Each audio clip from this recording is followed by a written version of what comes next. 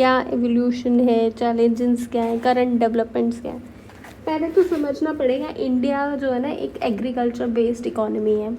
यहाँ पे मतलब एग्रीकल्चर ना बैकबोन है इंडिया की इकोनॉमी का।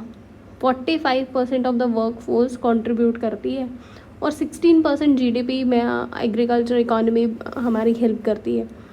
और हिस्टोरिकल कंटेक्स्ट से देखा जाए तो ग्रीन रेवोल्यूशन आया बूस्ट करने के लिए एग्रीकल्चर रिफॉर्म्स को 1960 से लेकर 70 में। इसका ऑब्जेक्टिव क्या था? Self sufficient food grains production, हमारी खुद की प्रोडक्शन अच्छी होनी चाहिए, high yield variety of seeds होने चाहिए, इरिगेशन इंफ्रास्ट्रक्चर होना चाहिए, फर्टिलाइजर्स यूज़ अच्छे होने चाहिए, इस्टेब्लिश करना चाहिए food corporate institutions like FCI और agriculture prices commission.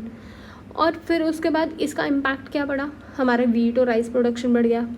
Regional disparities कहाँ पे?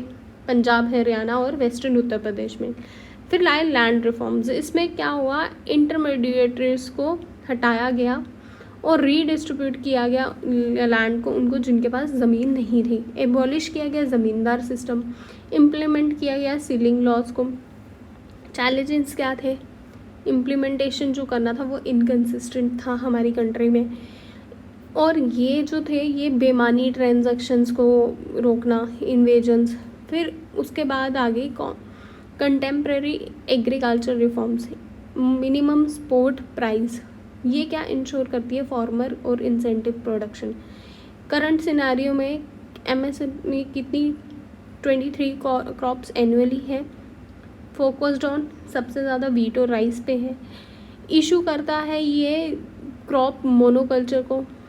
सब्सिडी बर्डन इससे क्या होता है? बढ़ जाता है। मोनोकल्चर ये एक ही को चल रहा है, सब्सिडी बढ़ रही है गवर्नमेंट पे। कंसर्न, इन्वायरमेंटल कंसर्न आ जाते हैं। Over use of water resources है। फिर आती है प्रधानमंत्री फसल बीमा योजना। ये कब लॉन्च हुई? 2016 में, जिसका प्रोवाइड ऑब्जेक्टिव क्या है? कवरेज करना, इंश्योरेंस और फाइनेंशियल सपोर्ट देना फार्मर्स को। फीचर्स क्या थे?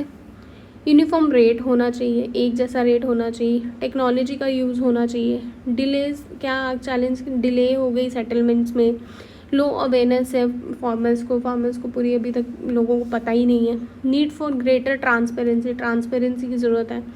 फिर है प्रधानमंत्री किसान समाधान निधि। ये लॉन्च हुई 2019 में। इसका ऑब्जेक्टिव क्या था? इनकम को सपोर्ट करना to all land holding farmers family. Features क्या है? Direct transfer 6000 per year, 6000 per year जाएगा इंस्टॉलमेंट प्रधानमंत्री जिनके पास लैंड है, जो किसान हैं उनको। और इम्पैक्ट क्या हुआ? Liquidity of for farmers enhance हुई। सपोर्ट किस चीज़ में मिला? सोइंग और हार्वेस्टिंग सीजन्स में। फिर PM कुसुम स्कीम। इसका ऑब्जेक्टिव क्या है? सोलर एनर्जी का यूज़ करना, फार्मर्स को बताना वो सोलर एनर्जी कैसे यूज़ कर सकते हैं। सोलर पंप्स लगाना, ग्रिड कनेक्टेड सोलर प्लांट्स लगाना, सोलराइजेशन करना। बेनिफिट्स क्या है? डीजल की कंजप्शन कम हो जाएगी, डीजल कम आएगा, मतलब हमारा इम्पोर्ट कम होगा। Income sale of surplus power income बढ़ेगी। रिसेंट डेवलपमेंट्स में agriculture mechanism in Uttar Pradesh. अभी जो करंट एग्रीकल्चर मैकेनिज्म आया है जिसमें सब्सिडी कितनी दी जा रही है? 50% ऑन ट्रैक्टर ऑपरेटेड इक्विपमेंट्स पे, मॉडर्नाइजेशन ऑफ शुगर मिल्स पे इनिशिएटिव है। और एजुकेशन प्रोग्राम्स चलाए जा रहे हैं मिलियन फार्मर स्कूल्स जैसे। इम्पैक्ट क्या है? 62% इंक्रीज़ हुआ है ट्रैक्टर सेल्स पे लास्ट 8 ईयर्स में। इन्हांस हुई है एफिशिएंसी एंड रिड्यूस लेबर। फिर मुख्यमंत्री कृषक समृद्धि योजना, ये उत्तर प्रदेश गवर्नमेंट ने लाया, जिसमें बूस्ट करेंगे इनकम को, सेल्फ रिलायंस बनेंगे और स्मॉल और मार्जिनल फार्मर्स की जो इनकम है वो बढ़ेगी। और इसके फीचर्स में क्या है? लोन कौन देगा? नाबार्ड देगा, कोऑपरेटिव बैंक्स देगा इनको। शॉर्टेज ऑफ डेवलपमेंट होगी, शॉर्टेज इंफ्रास्ट्रक्चर में। फिर ये एम्फसाइज करेंगे सस्टेनेबल एग्रीकल्चर इन कर्नाटका। इनका ऑब्जेक्टिव क्या होगा? प्रॉफिटेबिलिटी एग्रीकल्चर होनी चाहिए। फिर direct benefit transfer, fertiliser subsidy, ये किसने लाया? Union agriculture minister. ऑब्जेक्टिव क्या था? प्रोवाइड करना फर्टिलाइज़र।